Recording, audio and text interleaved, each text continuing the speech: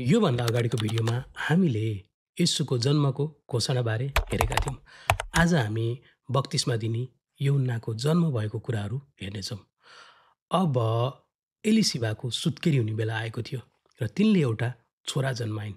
परमप्रभुले तिनीमाथि ठुलो अनुग्रह गर्नुभएको छ भनी देखेर तिनका नातेदारहरू, तिनका छिमेकीहरू तिनीसँग धेरै रमाए।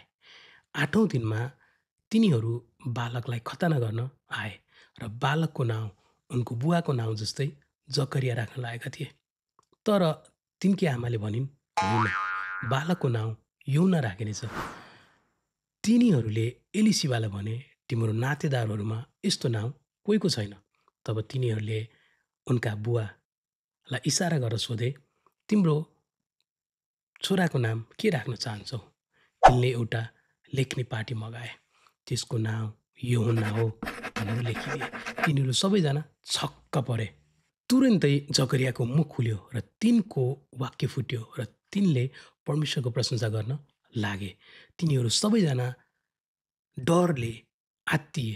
यहुदियाको सबै पहाडी मुलुकभर यस घटनाको चर्चा फैलियो।